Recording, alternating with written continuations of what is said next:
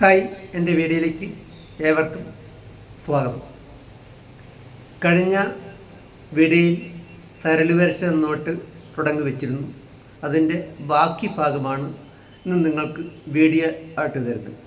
അപ്പം അടുത്ത സ്വരങ്ങൾ ഞാൻ പറയുന്നതിന് മുൻപ് ഞാൻ നിങ്ങൾക്ക് വയലിൻ്റെ 2 സ്വരസ്ഥാനങ്ങൾ മനസ്സിലാക്കാൻ വേണ്ടിയിട്ടുള്ള ഒരു ചെറിയ ടെക്നിക്ക് നിങ്ങൾക്ക് പറഞ്ഞുതരാൻ പോവുകയാണ്, കൃത്യമായിട്ട് അറിയാൻ വേണ്ടിയിട്ട്. ഇപ്പം നമുക്ക് വയലിൻ കുറച്ച് പഠിച്ച പിള്ളേർക്ക് പോലും നമുക്ക് പെട്ടെന്ന് മനസ്സിലാക്കാൻ ബുദ്ധിമുട്ടുള്ള 2 സ്വരങ്ങളാണ് ഋഷഭം, ദൈവതം. ഈ 2 സ്വരങ്ങൾ നമ്മൾ കുറച്ച് പഠിച്ചാൽ പോലും നമുക്ക് അത് കറക്റ്റായിട്ട് വായിക്കാൻ സാധിക്കില്ല. അതുപോലെ ഒരു പശ്ചാത്തലം നിലനിൽക്കുന്നുണ്ട്. വയലിൻ കുറച്ച് പഠിച്ച് തുടങ്ങിയ കുട്ടികൾക്ക് പെട്ടെന്ന് നമുക്ക് ആ സ്വരസ്ഥാനം കറക്റ്റാക്കാൻ വേണ്ടിയിട്ടുള്ള ഒരു എളുപ്പ വഴിയാണ് ഞാൻ ഇന്നത്തെ വീഡിയോയിൽ നിങ്ങൾക്ക് ആദ്യമായിട്ട് സ്വരങ്ങൾ തുടങ്ങുന്നതിന് മുമ്പ് നിങ്ങൾക്ക് പറഞ്ഞു തരാൻ ഉദ്ദേശിക്കുന്നത്. അപ്പം നമുക്ക് ഞാൻ ഒന്നാമത്തെ വീഡിയോയിൽ ഷഡ്ജം, ഋഷഭം ഈ 2 സ്വരങ്ങൾ ചേർന്ന സ്വരങ്ങളാണ് എന്ന് നാം പറഞ്ഞിരുന്നു. അതുപോലെ തന്നെ പഞ്ചമം, ദൈവതം ഈ 2 സ്വരങ്ങളും ചേർന്നിരിക്കുന്ന 2 സ്വരങ്ങളാണ് എന്ന് ഞാൻ പറഞ്ഞത്. അത് ഈ രാഗം വായിക്കും, മായാമാളവ ഗൗള രാഗം വായിക്കുമ്പം മാത്രമേ അങ്ങനെ സംഭവിക്കുന്നുള്ളൂ. അപ്പോൾ ഈ രാഗത്തിനകത്ത് നമ്മൾ ആ സ്വരങ്ങൾ നമുക്ക് കറക്റ്റാണോ, നമ്മൾ പ്ലെയിനായിട്ട് വായിച്ച് ഷഡ്ജം പ്ലെയിനായിട്ട് വായിച്ച് കഴിഞ്ഞിട്ട് ഋഷഭം വായിക്കുമ്പം ആ കറക്റ്റാണോ എന്ന് അറിയാൻ വേണ്ടിയിട്ടുള്ള ഒരു ടെക്നിക്കാണ് നിങ്ങൾക്കെന്ന് പറയുന്നത്. ഞാൻ ഇപ്പോൾ പ്ലെയിനായിട്ട് നമ്മൾ പ്ലെയിനായിട്ട് സാ വായിക്കുക. ഈ പ്ലെയിനായിട്ട് സാ വായിച്ചതിന് ശേഷം ഈ ഷഡ്ജം നമ്മൾ തേർഡ് സ്ട്രിങ്ങിൽ വായിക്കണം.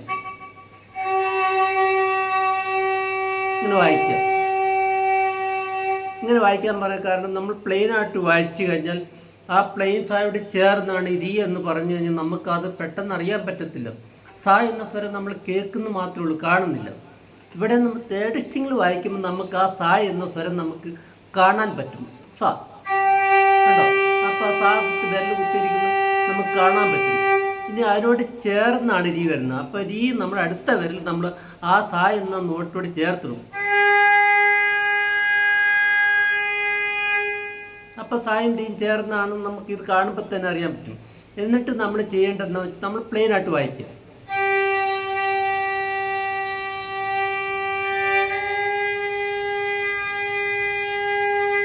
ഇങ്ങനെ വായിക്കുമ്പോൾ നമുക്ക് ഇവിടുത്തെ രീതിയും നമ്മൾ താരതമ്യം ചെയ്യുക. കേട്ടോ, സ്വര വ്യത്യാസം വന്നുകൊണ്ടോ? അപ്പം നമ്മൾ ആ സാരി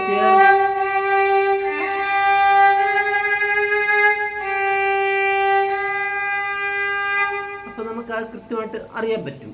അതുപോലെ തന്നെ നമ്മൾ പഞ്ചമം വായിക്കുന്ന നേരത്ത് പഞ്ചമം സെക്കൻഡ് സ്ട്രിങ് വായിക്കുക. എന്നിട്ട് അതിന് ചേർത്ത് ദൈവതം കുത്തുക. അപ്പം പഞ്ചമവും ദൈവതം ചേർന്ന സ്വരങ്ങളാണ് നാം പറഞ്ഞിരുന്നു. എന്നിട്ട് ഈ സ്വരം നമ്മൾ ഫസ്റ്റ് കമ്പി വായിക്കുക, ഓപ്പണായിട്ട് വായിക്കുക.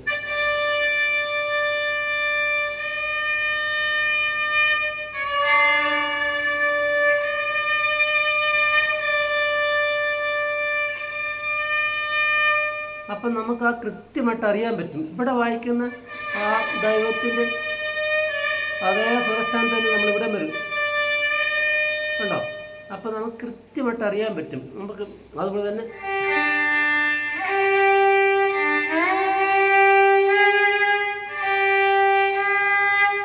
അത് കൃത്യമായിട്ട് നമുക്ക് ആ സ്വരസ്ഥാനം മനസ്സിലാക്കാനുള്ള ഒരു ടെക്നിക്കാണ് അത്. ഇന്ന് നമുക്ക് വീഡിയോയിലേക്ക് അടുത്താം. കഴിഞ്ഞ വീഡിയോയിൽ സരളിവർഷ ഒന്നാമത്തെ നോട്ടാണെന്നൊക്കെ പറഞ്ഞു തരുന്നത്. അതിൻ്റെ 2ാമത്തെ നോട്ടാണെന്ന് പറയുന്നത്. സരിഗ സരിഗ സരി സരിഗമ പദനിസ സനിത സനിത സനി സനിതപ മകരിസ. ഞാൻ ഒന്ന് വായിച്ച് കേൾപ്പിക്കാം. കണ്ടതിന് ശേഷം നിങ്ങൾ അതുപോലെ പ്ലേ ചെയ്ത് നോക്കുക.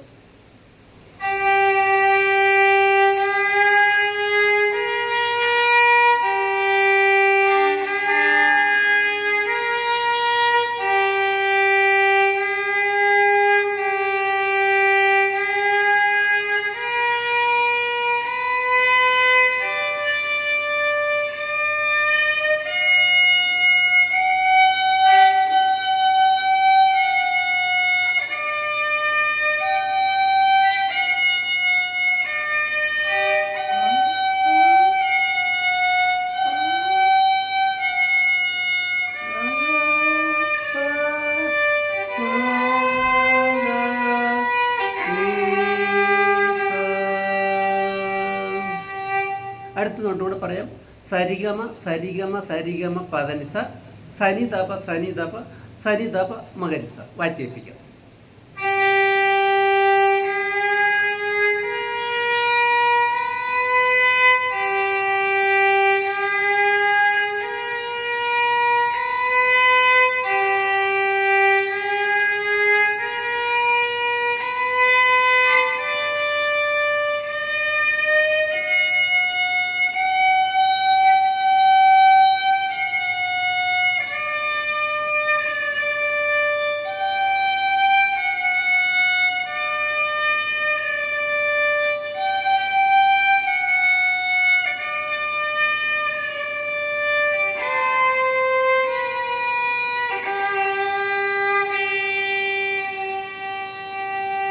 അടുത്ത സ്വരം കൂടെ പറയാം, എഴുതിയെടുക്കുക.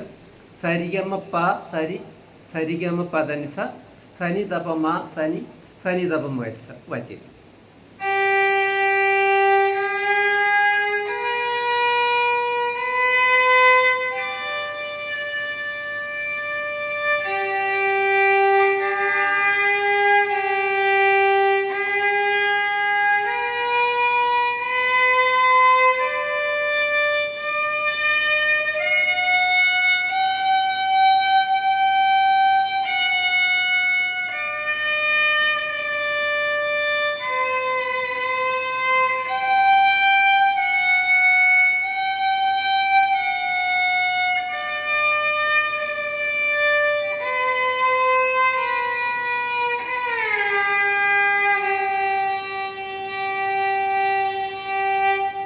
ഇതുപോലെ നിങ്ങൾ ഒന്നാം കാലം രണ്ടാം കാലം പ്രാക്ടീസ് ചെയ്ത് പഠിക്കുക.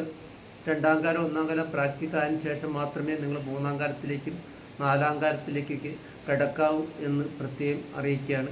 വീഡിയോ ഇഷ്ടപ്പെട്ടെങ്കിൽ നിങ്ങൾ ലൈക്ക് ചെയ്യുക, സബ്സ്ക്രൈബ് ചെയ്യുക, കമൻറ്റ് എഴുതി അറിയിക്കുക.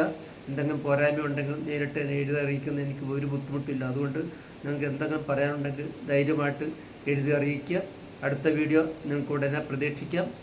നിങ്ങളുടെ സഹകരണം പ്രതീക്ഷിച്ചുകൊണ്ട് നിർത്തുന്നു. താങ്ക്സ്.